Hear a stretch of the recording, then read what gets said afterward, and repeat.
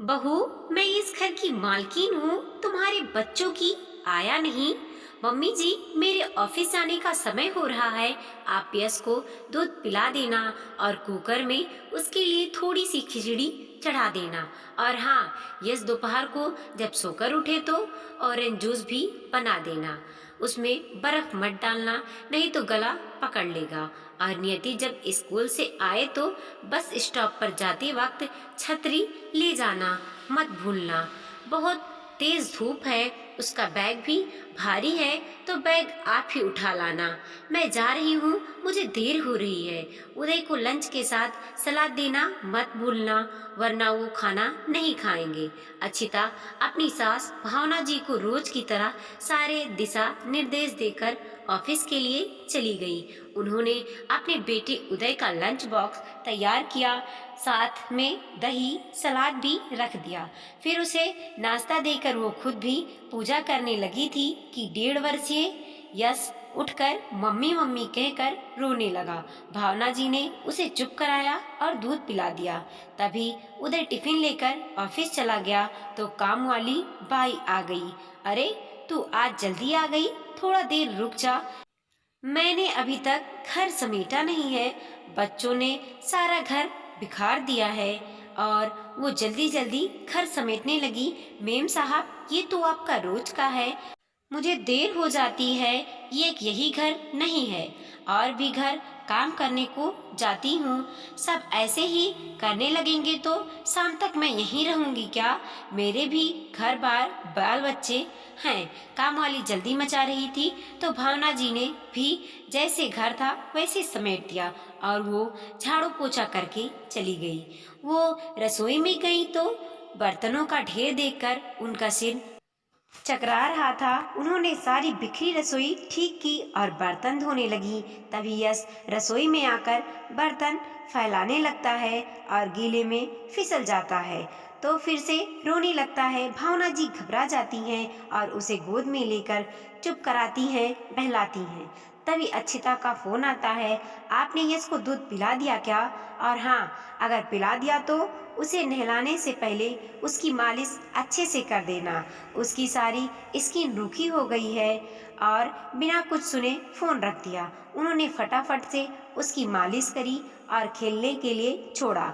फिर सोचा खिचड़ी बना दूं, पर कुकर साफ नहीं था तो भगोने में खिचड़ी चढ़ा दी और यश को नहलाने लगी। 1.5 वर्षीय यश थोड़ा सा चुलबुला था और थोड़ा शरारती भी। पानी लेकर उन पर ही डालने लगा। बड़ी मुश्किल से उन्होंने अपने पोते को नहलाया। तभी अक्षिता का फिर से फोन आ गया। यश को खिचड़ी खिला दी क्या? उसके खाने का समय हो गया है, अभी खिचड़ी बन रही है, मैं बनाते ही तुरंत खिला दूंगी, भावना जी ने जवाब दिया। तभी अक्षिता ने वीडियो कॉल कर दिया और गैस पर भगोने देखकर वो उन पर चिल्लाने लगी। आप भी हद करती हैं, भगोनी में खिचड़ी चढ़ाई है, इसमें तो अच्छे से पकेगी भी नहीं और मेरा बच्चा भी भूखा रह जाएगा। आपने कुकर में क्यों नहीं चढ़ाई? अब तक तो बच्चे का खाना भी बन जाता। भावना जी क्या कहती? अक्षिता लगातार बोलते जा रही थी, फिर खुद ने ही फोन रख दिया। शायद केबिन में कोई आ गया था। भावना जी की आंखें भर आईं। उन्होंने अपने आप को संभाला। तब तक खिचड़ी भी बन गई थी। उन्हें ठंडा करके यश को खिलाने लगी। बच्चे इतनी आसानी से कहाँ कुछ खाते हैं। बच्चों को खाना खिलाने भी बड़ा मुश्किल है, एक जगह बैठकर तो बिल्कुल नहीं खाते।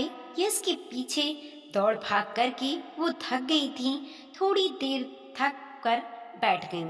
अब उन्हें भी भूख लगने लगी थी। रसोई में से नाश्ता लेकर खा लिया, पर अभी बर्तनों का ढेर रखा था। बेटे बहू इतना कमाते हैं, फिर भी बर्तन वाली नहीं लगाते हैं, सिर्फ झाड़ू पोछा वाली लगा रखी है। वो भी इसलिए कि उनका बेटा गंदे में ना खेले।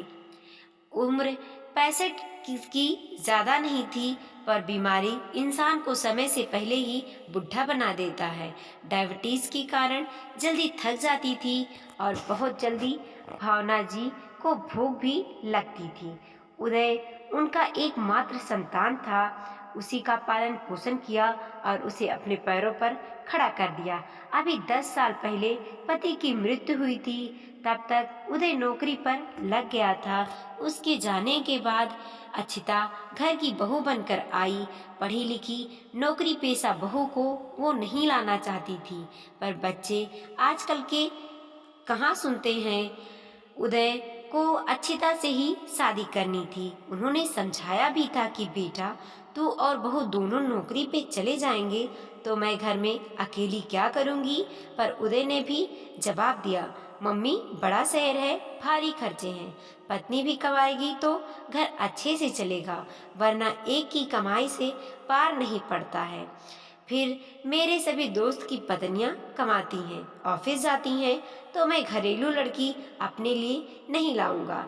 ऐसा नहीं था कि उदय की नौकरी अच्छी नहीं थी, पर उसे अपने दोस्तों और रिश्तेदारों में ये दिखाना था कि मेरी पत्नी मामूली सी गृहिणी नहीं है, बल्कि वो भी अच्छी पढ़ी लिखी नौकरी पेशा है। उदय ने जिद की और अक्षिता से शादी कर ली। अभी तक भावना जी ही घर और रसोई संभाल रही थी। बहू के आने के बाद भी उन्हें सहारा नहीं मिला, बल्कि उनका और काम बढ़ गया। बहू तो रसोई में पैर नहीं रखती थी, उनको ही दोनों का टिफिन बनाकर देना होता था। उन्होंने सोचा, नई नई बहू है, अभी समय लगेगा, पर अक्षिता को खाना बनाना पसंद नहीं था और उसके पास समय भी नहीं था। ऑफिस आने जाने में वो व्यस्त रहती थी। भावना जी ने सोचा, कोई बात नहीं, बेटे के साथ बहू का भी वो बना लेंगी। पर जब अक्षिता पहली बार गर्भवती हुई, तब भी वो घर पर ही तो रहती थी, पर रसोई में पैर नहीं रखती थी। भावना जी ने तब भी एक अच्छी सास की तरह उसकी देखभाल की और उसका बहुत ही ख्याल रखा। अपनी पहली बेटी नियति के जन्म के कुछ महीनों बाद अक्षिता फिर से काम पर जाने लगी। अपनी पोती को भावना जी बहुत प्यार करती थी और उसका हर काम वो करती थी। तब घर में झाड़ू पोछा, बर्तन वाली और खाना बनाने वाली भी आती थी। वो घर भी देख लेती थी और अपनी पोती के साथ भी खेलती थी। धीरे धीरे उन्हें डायबिटीज हो गई और शरीर में थकावट सी रहने लगी। वो घुटनों के दर्द से भी परेशान रहने लगी। अब नियति नर्सरी में आ गई थी तो यश का जन्म हो गया। अब पहले जितने उनमें जान नहीं थी। अक्षिता दूसरा बच्चा नहीं करना चाहती थी, क्योंकि उसका मानना था कि इस महंगाई में एक बच्चा ही पालना भारी है, तो दो बच्चे कैसे पालेंगे। लेकिन उदय का मन था कि नियति अकेली नहीं रहे, उसे अपने भाई बहन कोई तो मिल जाए। यश के जन्म के बाद उसने महंगाई का हलावा देकर खाना बनाने वाले को हटा दी। मम्मी जी घर पर ही तो रहती हैं, तो ये ही खाना बना लिया करेंगी। अब दो बच्चों का खर्च बढ़ गया है तो कहीं पर तो कटौती करनी होगी। यश अब बड़ा हो रहा था, पर उदय और अक्षिता अपने ऑफिस के काम में ही व्यस्त रहते थे, इसीलिए बच्चों पर जरा भी ध्यान नहीं रखते थे। शनिवार और रविवार को छुट्टी मिलती थी तो मॉल में शॉपिंग और मूवी या दोस्तों के साथ पार्टी में जाया करते थे। भावना जी दोनों बच्चों को दिन भर संभालते हुए थक जाती थी। उस पर घर का काम और खाना भी था। भावना जी से अब ये सहन नहीं हो रहा था। पहले तो उन्होंने सोचा था बहू नई नई है, कैसे घर संभालेगी। फिर ये ख्याल किया कि बहू गर्भवती है तो उसका ध्यान रखना मेरा ही कर्तव्य है। फिर ये ख्याल कि बहू के पहला बच्चा है, उसे कहाँ बच्चे संभालना आता है होगा। फिर ये सोचकर कुछ नहीं कहा कि बहू अकेले दो बच्चों को और ऑफिस को कैसे संभालेगी। पर अब पानी सिर के ऊपर से गुजर गया था। अब उनसे सहन नहीं हो रहा था। बेटे उदय को भी बस या तो पैसा कमाना था या किसी भी तरह पैसा बचाना था। उसे भी अपनी माँ की जरा भी परवाह नहीं थी और माँ पर वो दोनों खर्च भी नहीं करते थे। वो वहाँ दोनों वक्त का खाना खाती थी, पर वो भी चैन से नसीब नहीं होता था। पोते पोती हर दादी को प्यारे होते हैं, पर जब उसकी सारी जिम्मेदारी उन पर ही डाल दी जाए तो वो प्यार भी बोझ सा लगने लगता है। एक रविवार दोनों बेटे बहू जब उठे ही थे तो भावना जी ने कहा कि वो गांव में जाकर रहना चाहती हैं। अब यहाँ पर उनका मन नहीं लगता है। गांव की अच्छी हवा से शायद उनका तबीयत भी ठीक रहने लगे। ये सुनकर अक्षिता जवाब देती है, अरे गांव में आपको रोटी कौन देगा? यहाँ तो 4 वक्त का खाना आप मुफ्त में घर बैठे खाती हैं। आपको गांव में जाकर क्या मिलेगा? ये मुफ्त की एसी की हवा और ये शानदार सोसाइटी का रहन सहन गांव में कहाँ मिलेगा? फिर नियति और यश को कौन संभालेगा? इन्हें तो आप ही चाहिए। ये सुनकर भावना जी का भी दिल भर आया। बहू, मैं यहाँ मुफ्त का नहीं खाती हूँ। 3 समय बर्तन मांजती हूँ, 3 वक्त का नाश्ता खाना बनाती हूँ, तुम्हारे दोनों बच्चों को संभालती हूँ। इतना काम करने के लिए कोई दिन भर की मेड रखोगी तो तुम्हारे 14-15 हजार आराम से खर्च हो जाएंगे। तुम्हारे रुपए बचाती हूँ। मैं तो मुफ्त में नहीं खाती, पर तुम्हें तो मैं मुफ्त की नौकरानी मिल गई है। तुम्हारे पति को पालने में, बड़ा करने में मैंने लाखों खर्च किए हैं। तुम और तुम्हारा पति जीवन भर भी मुझे बिठा कर खिलाओगे तो भी ये कर्ज पूरा नहीं उतार पाओगे। आज तुमने 2 रोटी की कीमत गिना दी। तुम्हारे लिए मेरा प्यार, परवाह और इस घर के प्रति समर्पण की कीमत बस यही 2 रोटी है। मैंने तो तुम्हें अपना समझकर तुम्हारा ख्याल रखा, पर तुमने तो अपनी सास को ही मुफ्तखोर बता दिया। मुझे तुम्हें अपनी बहू कहते हुए शर्म आ रही है। जब अपना बेटा ही अपना ना रहा तो तुम फिर भी पराए घर से आई हो। इसमें भी अपनी माँ की तकलीफ, परेशानी नहीं नजर आती है। बस पैसे कमाने की धुन है। कभी उदय ने आकर पूछा कि माँ तुम कैसी हो? माँ तुम्हें कोई तकलीफ तो नहीं है? अस्पताल भी मैं खुद सहेली के साथ जाती हूँ और खुद की दवाई भी खुद तेरे पापा के पेंशन के रुपए से लाती हूँ। मैंने अपने बेटे के लिए, बहू और दोनों बच्चों के लिए बहुत किया है, पर अब और नहीं कर सकती। तुम तुम्हारे बच्चे और घर संभालो।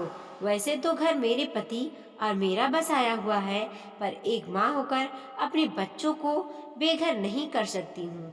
इस घर में तुम्हें बहू बनाकर लाई थी तो तुम्हें कैसे घर से जाने को कह दूँ? तुम दोनों को तो शर्म नहीं है, पर मेरी आंखों में अभी भी शर्म का पानी बचा हुआ है। बस मुझे अब इस घर से जाना है। इस उम्र में बीमारी संभालूं, रसोई संभालूं या घर संभालूं, छोटे बच्चे संभालूं। अक्षिता, मैं इस घर की मालकिन हूँ, तुम्हारे बच्चों की आया नहीं हूँ। आपने बच्चे खुद संभालो या एक मेड रख लो। मुझसे तो ये सब संभाला नहीं जाता है। रही बात खर्च की, तो मैं तुम दोनों से 1 रुपया भी नहीं मांगूंगी, क्योंकि इसके लिए मेरे पति की पेंशन ही काफ़ी है। बहू, तुम जब भी ऑफिस जाती थी, यश के खाने पीने के लिए 10 बार फ़ोन करती थी। कभी मुझसे भी पूछती थी कि मम्मी जी आपने खाना खाया या नहीं, समय पर दवाई ली या नहीं। क्या तुम्हारा कोई फर्ज नहीं बनता है? जिस माँ ने तुम्हारे पति को बड़ा किया, जो तुम्हारे बच्चों को पाल रही है, तो उसके प्रति तुम्हारा कोई फर्ज नहीं बनता है? उदय और अक्षिता दोनों बेटे बहू की नज़र शर्म से झुक गई। वो कुछ कहने के लायक नहीं रहे थे। भावना जी की भावनाओं को उन्होंने वो कभी समझा नहीं। अब दोनों क्या कहते? उनकी बोलती बंद हो गई। अब इतने सालों से भावना जी ही घर संभाल रही थी, तो उन्हें घर और बच्चों की आदत के बारे में बिल्कुल भी पता नहीं था। दोनों बेटे बहू की आंखें खुल गईं। आज उन्हें रह रहकर अपनी गलतियां याद आ रही थी। तभी उदय बोलता है, मम्मी मुझे माफ कर दो। कमाने और पैसे बचाने के चक्कर में मैं अपनी ही माँ के दर्द और तकलीफ को भूल गया था, पर अब ऐसा नहीं होगा। अब मैं आपका पूरा ध्यान रखूंगी। अब मैं आपको कभी भी शिकायत का मौका नहीं दूंगा। आप घर छोड़कर मत जाइए।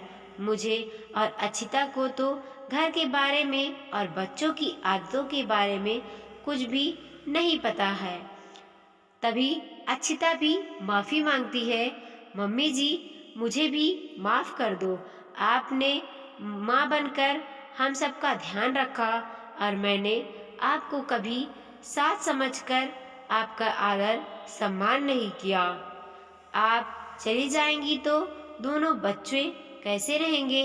इन्हें आपकी आदत हो चुकी है। भावना जी भी पिघल जाती हैं और वहीं रुक जाती हैं। अगले दिन से बर्तन वाली और खाना बनाने वाली रख दी जाती है, पर दोनों बच्चों की जिम्मेदारी अभी भी भावना जी खुद ही संभाल लेती हैं, क्योंकि मूली से ज्यादा ब्याज प्यारा होता है। संतान से कभी मोह नहीं छूटता है। दोस्तों, कुछ लोग बुजुर्गों के साथ तो रखते हैं, पर उन्हें नौकर बना लेते हैं और उनका ख्याल नहीं रखते।